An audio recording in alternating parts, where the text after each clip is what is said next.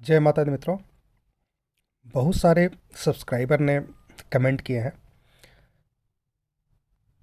जिनका जवाब मैं एक एक करके दे रहा हूं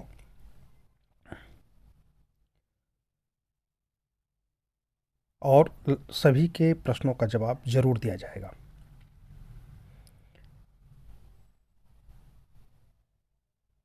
किसी भी चार्ट को देखने में टाइम लगता है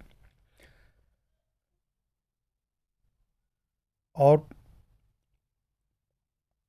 लाइव प्रिडिक्शन करने में, ऑनलाइन प्रिडिक्शन करने में दो धारी तलवार की तरह होता है ना, कि प्रिडिक्शन गलत नहीं होना चाहिए।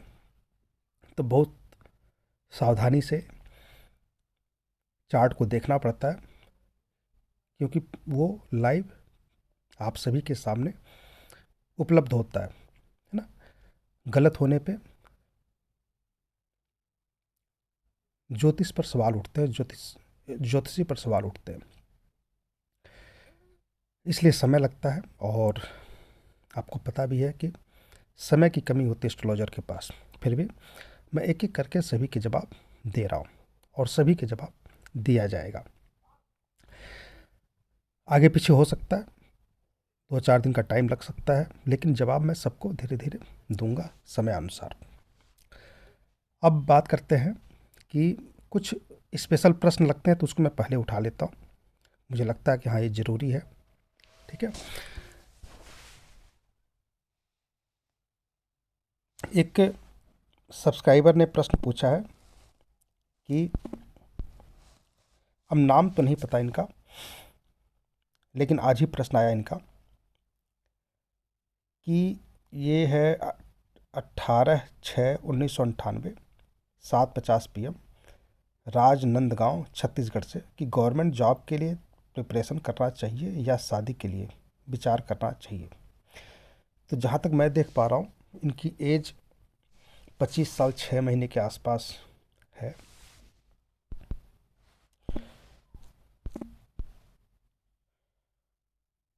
डिटेल मैंने ठीक ठाक ही भरा है, एक बार चेक कर लीजिएगा, गलत हो तो बता दीजिएगा। ठीक है।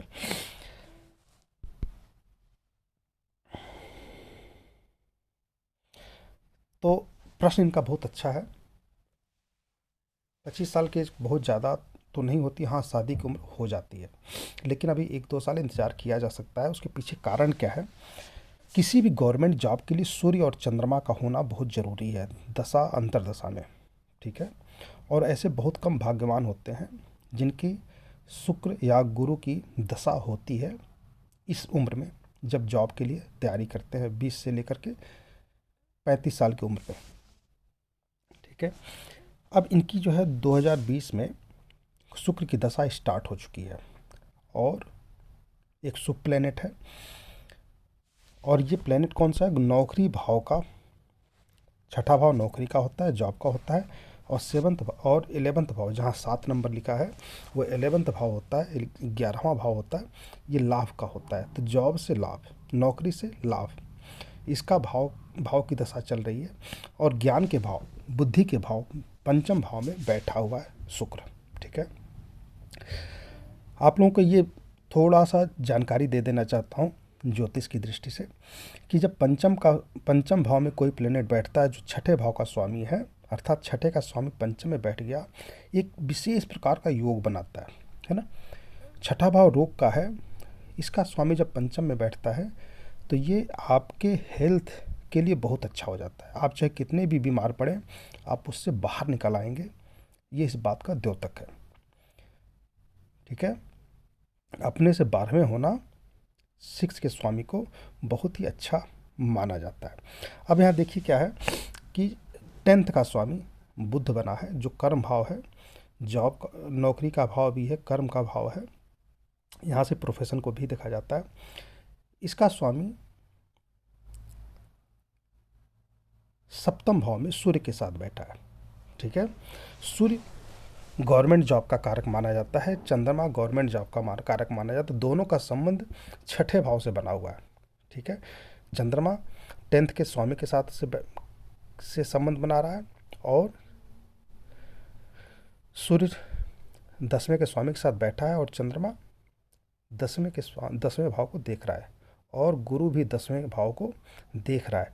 लग्नेश भी गुरु है, लग्न का स्वामी गुरु है, जिसके साथ चंद्रमा बैठा हुआ है और बुध के साथ सूर्य भी बैठ के लग्न को देख रहा है। तो लग्न से संबंध बना हुआ है।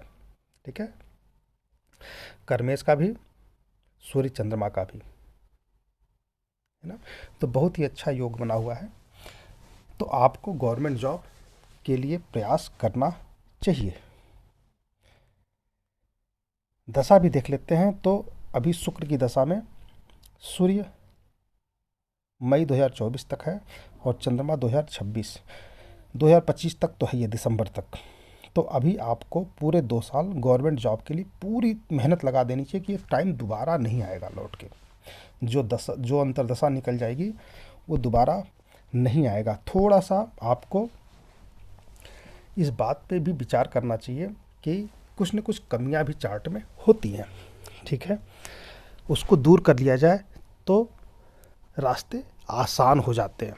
जैसे आपको पता हो पहले से कि आगे जो है का रास्ता जो है कांटों से भरा है, तो आप नंगे पैर न जा करके चप्पल या मजबूत जूते पहन करके जाते हैं। बर्फ़ की जगह पे जाना हो तो उस हिसाब से जूते पहन के जाते हैं, ठंड में जाना है तो स्वेटर पहन के जाते हैं, है ना।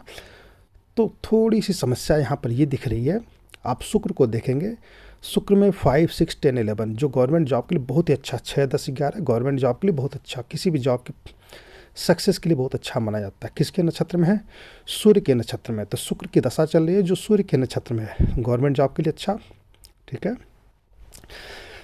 अब यहाँ पर राहु के उप नक्षत्र में भी आ रहा है ना, जिसमें 6, 8, 12 दिख रहा है। 6, 8, 12 गवर्नमेंट जॉब के लिए अच्छा नहीं माना जाता। और ये राहु गुरु के भी उप नक्षत्र में है। ठीक है, और शनि में भी 6, 8, 12 बना हुआ है। शनि के सबलाड में राहु है और बुध के नक्षत्र में राहु है। तो ये कहीं न कहीं निगेटिविटी भी प्रदान करेगा टाइम टू टाइम पे।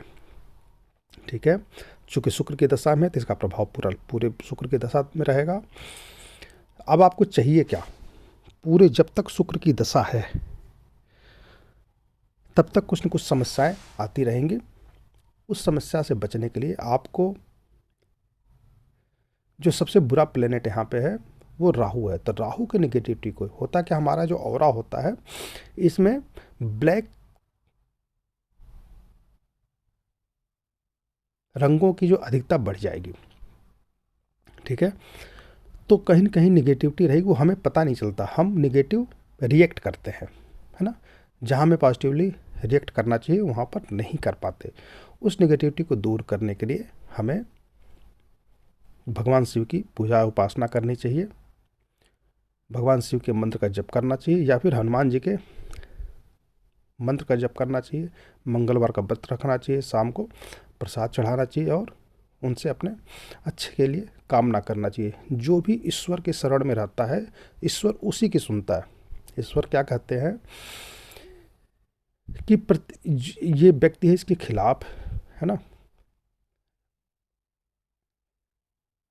जो व्यक्ति बुरा, जिसका बुरा होता है उसके साथ आप खड़े क्यों नहीं रहते। तो ईश्वर क्या कहते हैं कि हम सिर्फ उसी की जिम्मेदारी लेते हैं जो हम पर विश्वास करता है।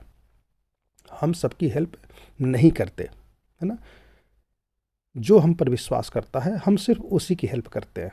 और इसका उदाहरण भी आपको अपने हिस्ट्री में मिल जाएगा, किस प्रकार जो है प्रहलाद का हेल्प करने के लिए भगवान खुद खंभे से बाहर निकल आए थे।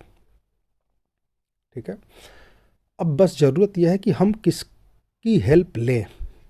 ठीक है, तो इस कलयुग के जो है भगवान जो है खास करके हनुमान जी को विशेष रूप से माना गया है।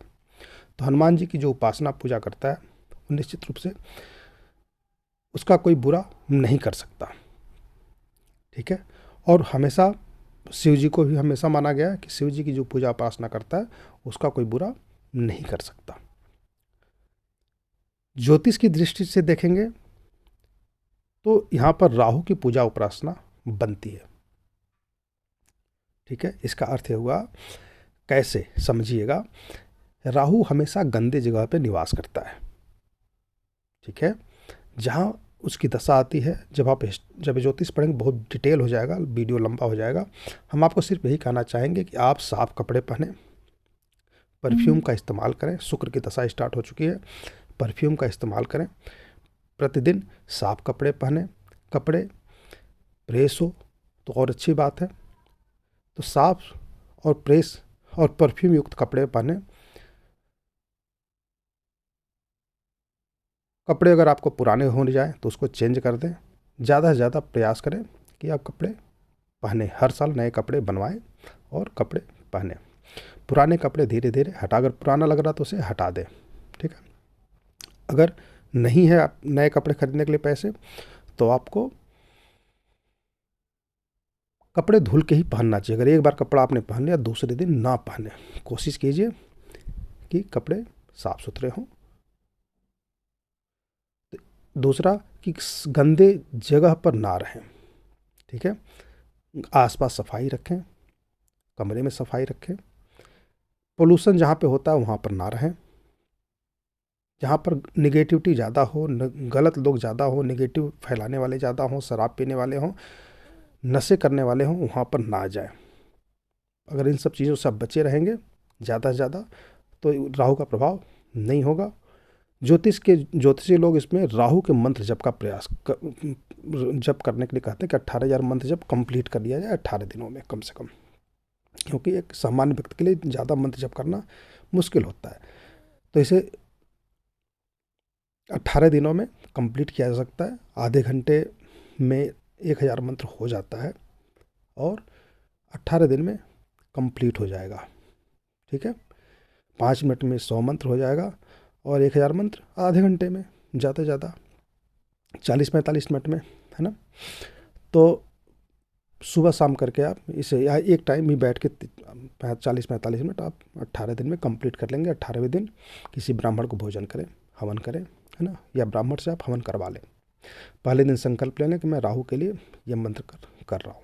ठीक है, राहु का मंत्र कर रहा हूँ, तो उसकी निगेटिविटी दूर हो जाती है। जब 18,000 मंत्र पूरा हो जाता है तो राहु की निगेटिविटी अपने आप दूर हो जाती है और शुद्ध हो जाता है। तो सारे प्रयास आप कर सकते हैं, बहुत बड़ा काम हमने आपको नहीं दिया है, और आपको गवर्नमेंट जॉब के लिए प्रयास करना चाहिए। ठीक है, मेरी सलाह यही है। और शादी आपकी हो जाएगी 1-2 सालों में, लेकिन 24 पूरा और 25 पूरा आपको गवर्नमेंट जॉब के ऊपर फोकस करना चाहिए। हो जाएगा इसमें, उसके बाद से आप जॉब के लिए, उसके बाद आप शादी कीजिए, कोई दिक्कत नहीं है। धन्यवाद।